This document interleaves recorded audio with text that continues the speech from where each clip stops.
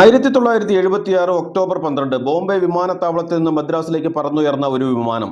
അതിലുണ്ടായിരുന്ന യാത്രക്കാരിൽ ഒരാൾ മലയാളികൾക്ക് പരിചിതമായ ഒരു മുഖമായിരുന്നു. സിനിമയിൽ അതിവേഗം വളർന്നുകൊണ്ടിരുന്ന ഒരു നായിക, ആദ്യത്തെ മിസ് കേരള, നൃത്തത്തിന്റെ വേദിയിൽ നിറഞ്ഞു നിന്ന കലാകാരി, മലയാള സിനിമയിലെ ഏറ്റവും വലിയ സംവിധായകരുടെ ചിത്രങ്ങളിൽ അഭിനയിച്ച നടി. അന്ന് അവർക്ക് പ്രായം വെറും 27 വയസ്സ്. 5 വർഷത്തോളം മാത്രം നീണ്ട സിനിമാ ജീവിതം.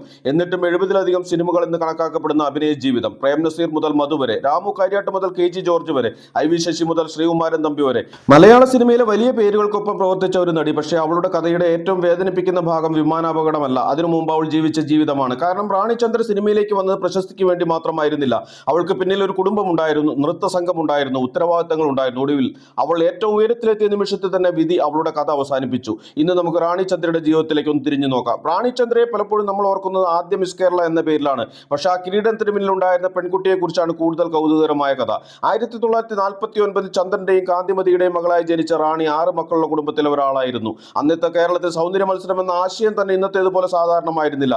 അത്തരമൊരു കാലത്ത് ഒരു വിദ്യാർത്ഥിനി മിസ് കേരളയായി തിരഞ്ഞെടുക്കപ്പെടുന്നു. അത് റാണിയുടെ ജീവിതത്തിന്റെ ദിശ തന്നെ മാറ്റി. ഈ എപ്പിസോഡ് നിങ്ങൾക്ക് ഇഷ്ടമായെങ്കിൽ ലൈക്ക് ചെയ്യാനും ഷെയർ ചെയ്യാനും മടിക്കരുത്. മറ്റൊരു രസകരമായ എപ്പിസോഡ് ഇനിയും കാണുന്നതിന് വേണ്ടി സബ്സ്ക്രൈബ് ചെയ്തില്ലെങ്കിൽ ചാനൽ സബ്സ്ക്രൈബ് ചെയ്യുക.